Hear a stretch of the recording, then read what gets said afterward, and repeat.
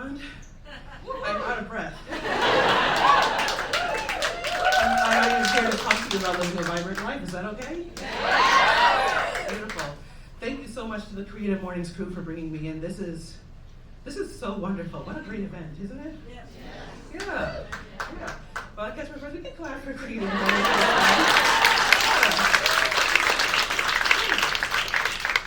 So, we've got a lot to get through. I really wanted to come in and do drag. When I thought of vibrant and I was first approached for this segment, that was the first thing I thought of, and it's because not only is drag bright colors and sparkles and reveals and dancing and whatnot, but thank you. Let's hear it for water. Not only did drag bring all of the glitz and the glam into my life, but it also taught me how to live in my body, live in my identity, and live a more vibrant life. So I really wanted to share that with y'all as we were going in. Is that okay? Yeah. I even made cue cards. I'm very professional. Okay. So let's get into it. As I said, my name is Journee LaFond. We're going to be talking about living a vibrant life. And we're going to see if this button does the thing I hope it does. Ooh, yes. All right, we're ready to go. So, my hope is to provide you with a little bit of a roadmap, not necessarily something prescriptive for all of you to follow, but maybe talk you through a little bit of what has helped me live my life a little bit more loudly, a little bit more audaciously, okay? So these are my tenets, if you will. These are my to-dos when I get up in the morning. I always aim to be curious, ask questions, be teachable, be creative, and certainly, last but not least, be audacious. Try new things. Give yourself a chance. Okay? Let's talk about it a little bit. Now, I don't know if you can guess who that might be. That is me at 3 years old with my little sister. It is absolutely in a Sears. Don't let the bushes fool you. I don't know if anybody else remembers Sears days, but that is exactly. So that is me, and I am in this picture. I'm a little kid who's about to go through a lot of things. Some of them good, some of them not so good, right? But that's the first iteration of myself that I can remember.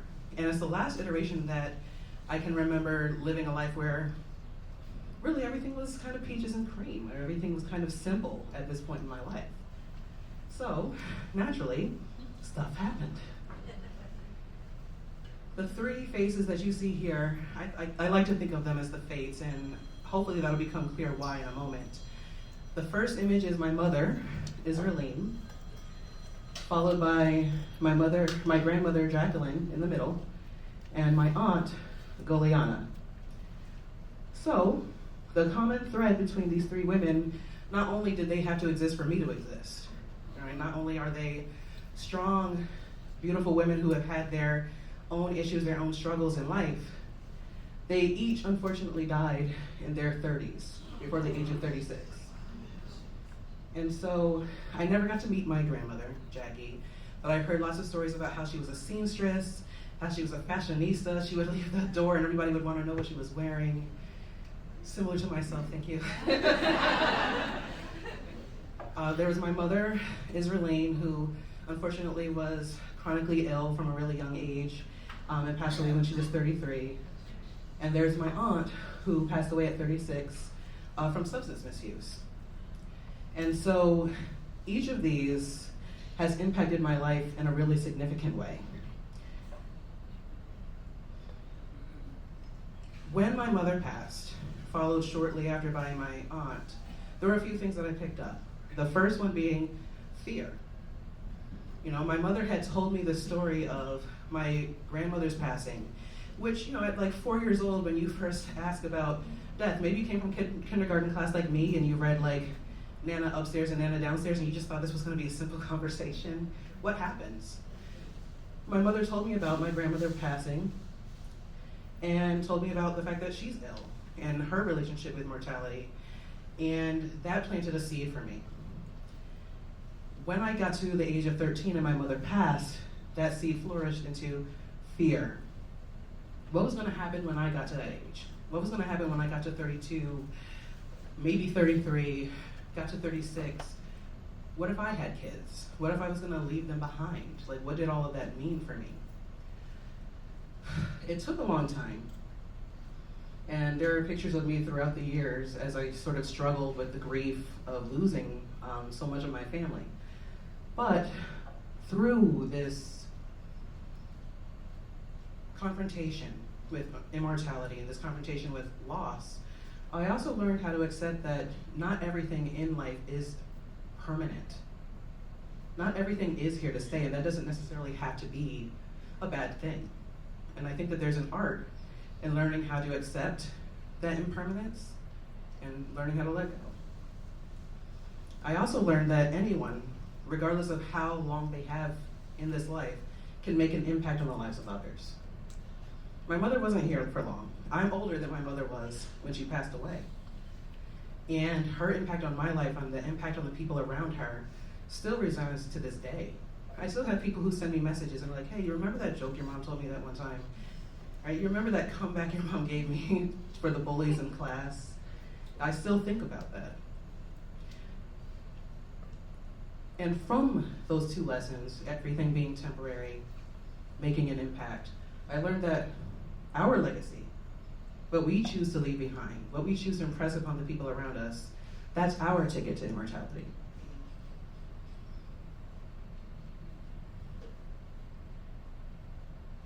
So, as I aged, as I came up, we went through what I like to call the hard times. As you can see on our lovely post-it notes here, the main points being, I grew up, I got married, and that marriage ended. I was unfortunately married to someone who, for whatever reasons, whatever hurts that they were harboring, whatever was going on, they were not able to love me in my totality. As I began to grow up, as I began to come into my own queer identity, as I became a mother and started to prioritize other things, the person that I was married to was unable to grow with me. And so our divorce ended, and it was a painful thing in a lot of ways. But it also taught me a lot of things. And unfortunately, oftentimes in life, lessons come with pain.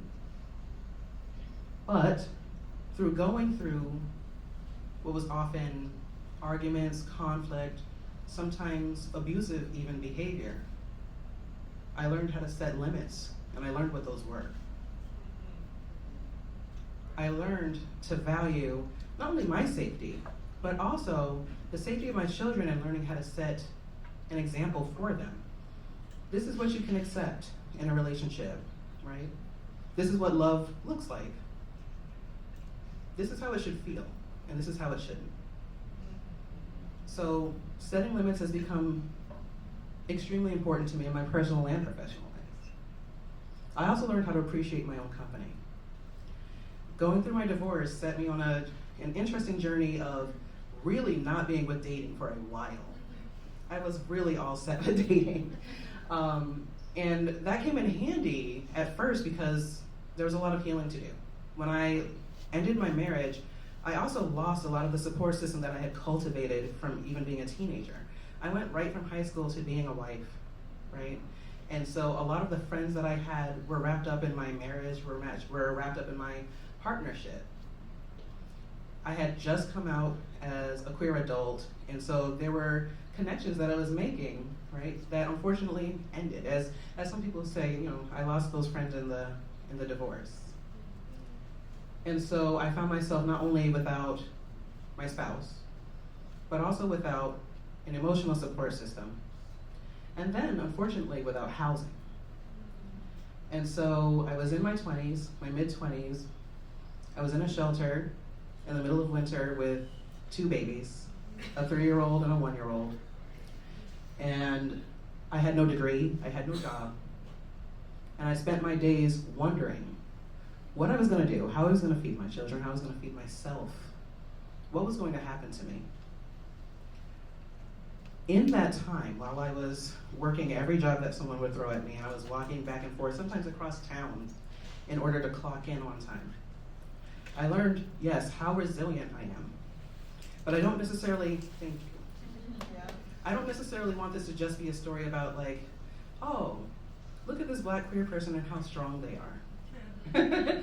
My hope is not to like give you some sort of Bagger Vance story of how yes, you too can be magic, because even though you can, this was actually something that was really hard and really sacred to me. And I'm hoping to impress upon you that we're each going through similar journeys. That we are each finding that resilience and that magic in that moment. Because I recognized this, I started to get really curious about the lives of other people around me. And I think that this was maybe where my hunger for getting connected to community and helping other people thrive started. So I was like, you know what, I can't be the only one with a story. Every person I pass on the street, every person in this room has a narrative. You know, I think that there's been a lot of like talk, maybe in recent years, about main character energy. Does that sound familiar? Yeah, main character energy being thinking that you're the center of the story, right? But I've never really got with that, because are we not? Who else is supposed to be who else is supposed to be the main character in my book, homie?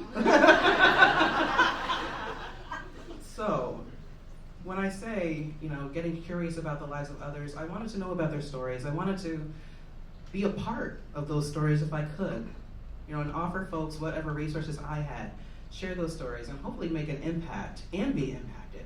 Learn as much as I can in the time that I'm here. One of the things that I got, being the child of a mother who died young and having these other friends in my life who died young, was almost this ticking clock in the background, right? Going back to that idea of like, well, how much time do I have? And what am I gonna do in that time? And so impact became really important to me. Community, as I mentioned, became really important to me. This is me on my graduation day from SNU, my undergrad.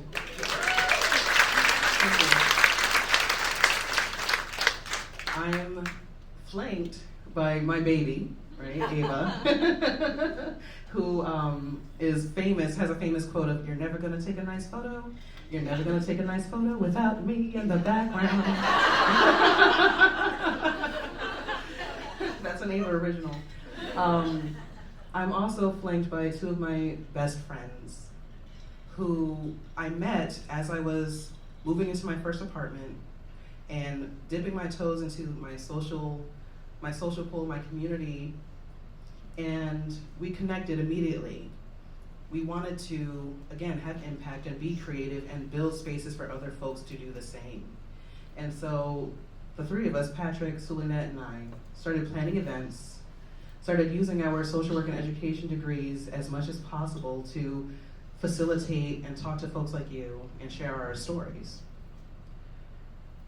Being supported in this way with folks who saw me, who really saw me and loved me, even when I was difficult, when I was guarded, when I wasn't shining as brightly as maybe I could have, when I was making mistakes, it transformed my life.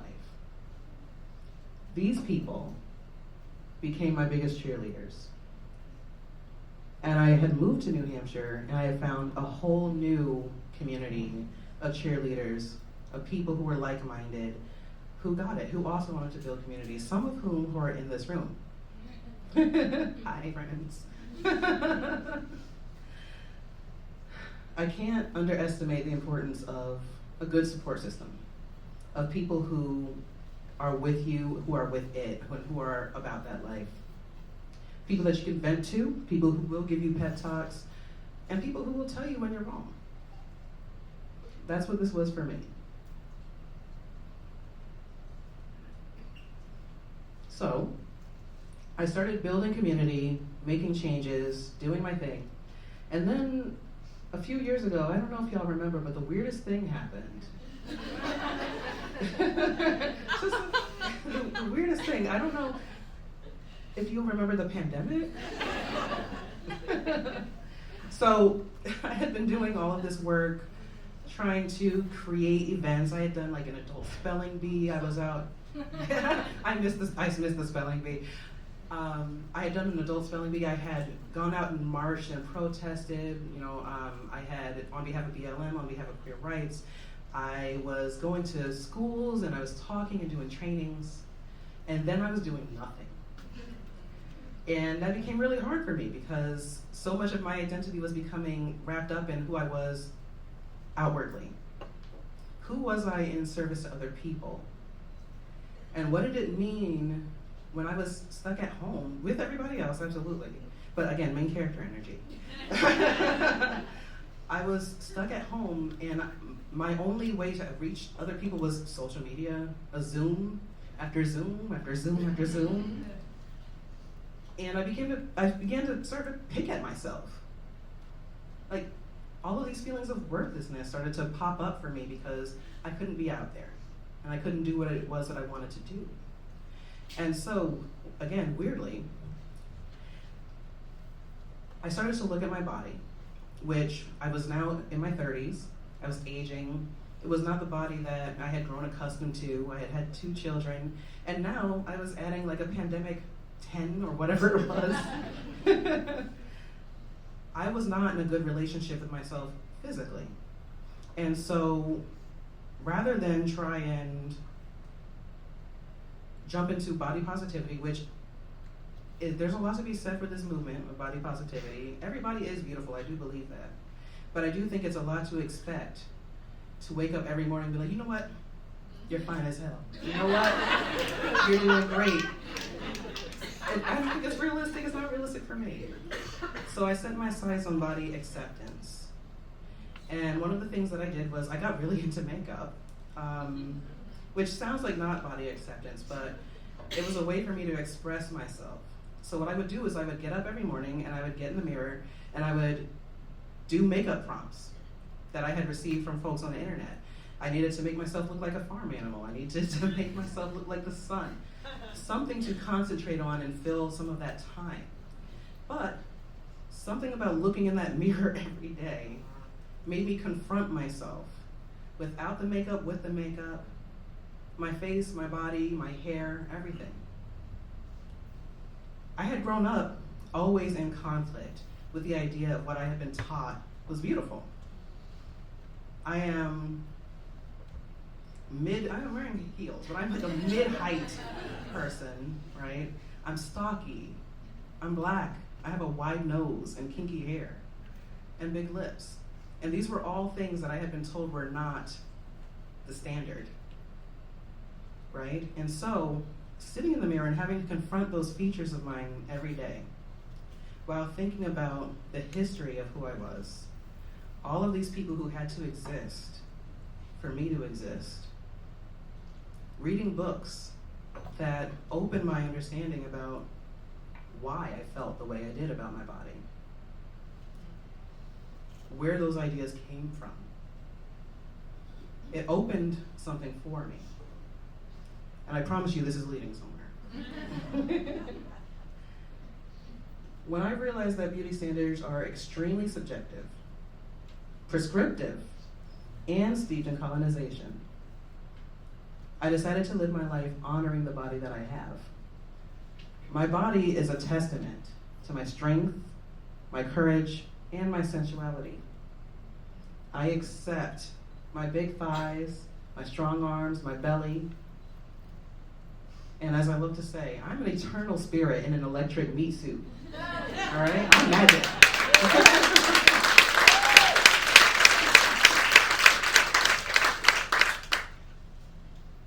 So here I am. I want to say that was maybe my 33rd birthday, something like that. I'm not great at math, but 384 sounds like about the right amount of months for that. I decided that all I wanted to do was drink wine and hang out. But I did agree to taking one photo as long as it could be like one of those baby announcement photos. So there I am, 33 years old, or 384 months old. It says, I like wine, video games, and long, long naps. This has not changed. I wanted to share this photo with you because one of the things that has been so important for me in terms of living a vibrant life, a bold life, is my sense of fun and my sense of adventure. Coming out here in drag is not only a way to be like, hey, vibrant, but also like, let's have fun and let's loosen up. I'm not here just to like be like, these are 3 things. This is not necessarily my TED Talk, though I am open to TED Talks if there are connections. It is really about fun and self-expression. And I think that right now, in our current climate, it's important to have that conversation about the intersection that drag lives in. It is fun, it's expressive, it's creative, but it's also a way for me to connect with folks like you, with people who are in the audience, and share not only my queerness, but my story. The song that I picked this morning is An Oldie But a Goodie by Whitney Houston, and it is very much about her own resilience as she's realizing that the person that she's with is not being true to her, is not treating her correctly. It's about her standing and saying, I'm not accepting this any longer. I'm better than this, I deserve more than this. And I can pay my own bills and I can make my own way. And that story has always meant a lot to me, and it's something that I feel like I've lived. And so being able to come and perform that for you, it really means a lot to me, but it's also a lot of fun. A lot of the events that I go to, people ask me like, well, why do you host these events? Why do you want to do this? Like, why did you choose to do drag shows and festivals? Why did you choose to hold town halls and things like that? I really believe that our liberation, and I mean like our collective liberation, because we're all wrapped up in each other, it really resides not only in being able to stand up and say, you know what, these are my values and this is what I believe in, and this is what I'm willing to fight for, but it's also what am I willing to live for? What are the things that make the fighting worth it?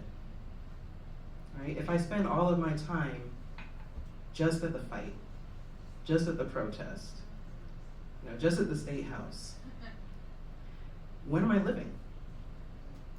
And so if I could encourage any of you to do anything in the pursuit of living a vibrant life, it's to be silly, it's to play pretend, to dress up, to find creative pursuits, regardless of what they are. If you want to do drag, I am a drag mother, and I will teach you how to do drag.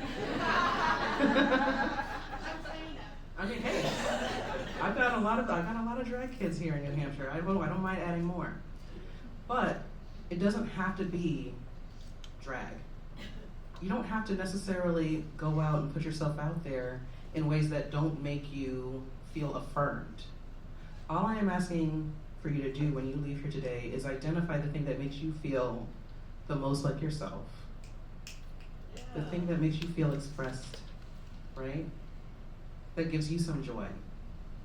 Maybe for you it's needlepoint, maybe for you it's DJing, whatever it is, maybe it's photography. Whatever that thing is that makes you feel clicked in, activated, connected. Yes. That's your ticket to living a vibrant life. Okay? And whenever you come to one of my events, regardless of what's going on, whether we're spelling words or protesting or we're getting our lives at a drag show, I hope you know that that's my love letter to you, being like, you know what, you can. You can be creative. You can find your thing. You can enjoy yourself. And that's my invitation to you all today. Right. So, here we are. We are at the roadmap. And some of the things that I'm hoping you can take with you today in terms of self-actualizing, which is a big social worker word for living your best life. Looking inward, as we discussed, asking yourself the question, who am I and what is important to me? What are the things that matter? What are my values? Fostering your connections. Who is it that I actually want to surround myself with? Who are the people who are surrounding me right now? And are they people who are going to help me grow? Or are they people that want me to stay right where I'm at? Healing. How do you nurture yourself? How do you continue raising yourself?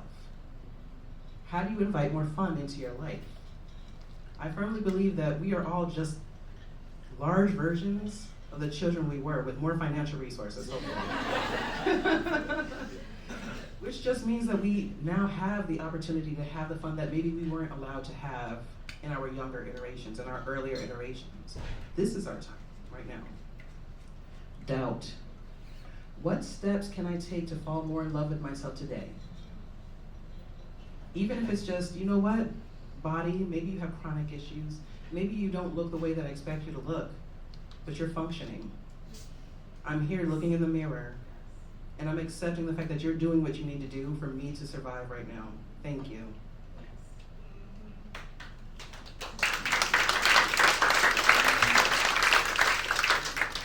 Thank you. Y'all are so nice. Thank you. I also encourage you to embrace uncertainty because no one has all the answers. And as somebody who was neurodivergent, that was very hard for me to accept. I have a strong sense of justice, and so when I got to an age where I was like, wait a minute. We're all just walking around just trying to figure it out. No one has a guidebook, so nobody's gonna teach me how to be a parent or be a homeowner or a pet owner. Nobody's gonna teach me these things. I have to figure it out. But then realizing, oh, we're all figuring it out. There's this comfort in that, right? If no one has the answers, that means that we can all have the questions. We can all reach out to each other. We can be uncertain and we can be comfortable in that uncertainty. There's nothing wrong with an I don't know. And when I was able to absorb that knowledge, it was so freeing. One of my favorite things to do, and as Nat mentioned, I work with UNH, I work with universities across the country, and one of my favorite things to say in a presentation is, you know what, hold on. Let me figure that out. Let me get back to you with an answer. You know, I don't know that right now. Why don't you tell me about that? Because we're in a community that is learning together. We're in a community that is growing together. And the minute that we can put aside this idea that we have to arrive fully baked, fully realized, is the moment that we set ourselves free.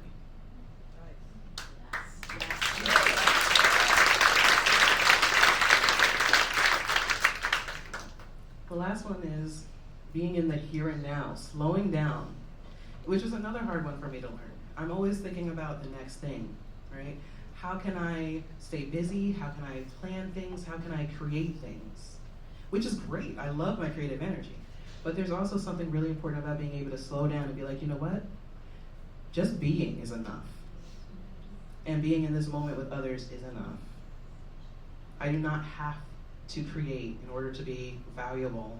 I do not have to make in order to be seen. So, if I could leave you with any takeaways, my little post-its are here.